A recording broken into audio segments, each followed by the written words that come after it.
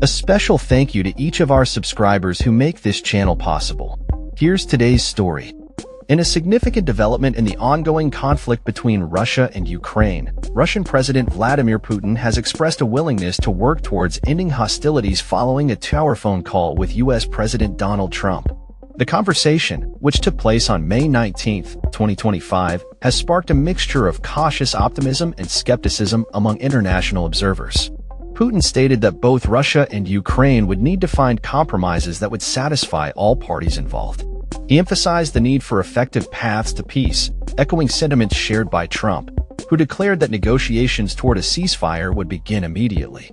Trump, who took to his Truth Social platform to share the news, described the tone of the conversation as excellent and expressed hope that the Vatican could host the proposed peace talks.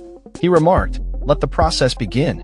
The war, which has now entered its third year since Putin's invasion, has resulted in immense human suffering, claiming hundreds of thousands of lives and displacing millions. Despite Trump's optimistic framing, the situation remains complex. While he portrayed the call as a breakthrough, there is little evidence to suggest that Russia's stance on the war has fundamentally changed. Putin, speaking to Russian state media, confirmed the conversation and mentioned that Moscow is prepared to collaborate with Kiev on a memorandum that could lay the groundwork for future peace efforts. However, he refrained from making any firm commitments, stating that the goal remains to address the root causes of this crisis. This cautious approach from Putin comes just a week after he declined to attend peace talks in Turkey, where Ukrainian and Russian representatives met for the first time since 2022. The Kremlin's absence at those talks drew criticism from Western officials, who accused Russia of stalling diplomatic efforts while continuing its military campaign.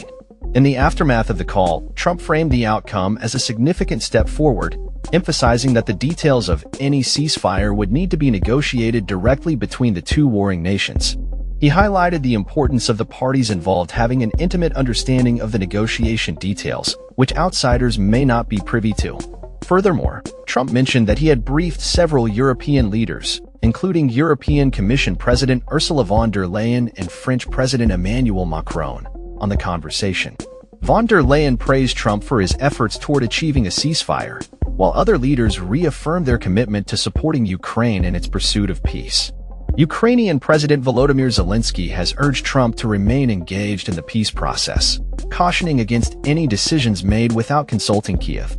He stressed that these discussions are of critical importance to Ukraine's sovereignty and future. Zelensky also revealed that Ukraine, along with its European partners, is working to arrange talks that would involve Russia, the US, the European Union, and the UK, potentially hosted by the Vatican, Switzerland, or Turkey. Trump, in his comments, framed the prospect of peace as an economic opportunity for both Russia and Ukraine, suggesting that a resolution could lead to significant job creation and trade benefits. He stated, "Russia wants to do large-scale trade with the United States when this catastrophic bloodbath is over, and I agree. Its potential is unlimited."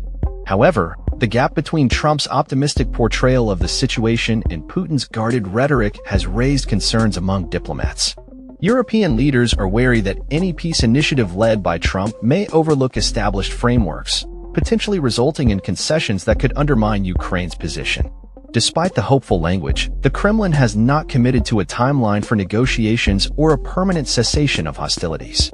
Analysts have pointed out that Putin's continued emphasis on addressing the root causes of the conflict may indicate demands for Ukrainian neutrality and recognition of Russian territorial claims, complicating the peace process further.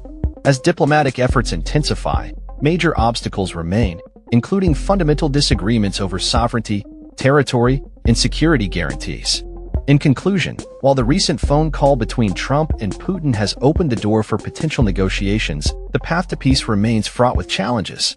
The international community watches closely, hopeful yet cautious, as the situation continues to unfold.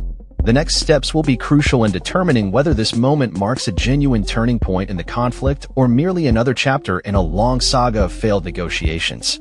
That's all for this story.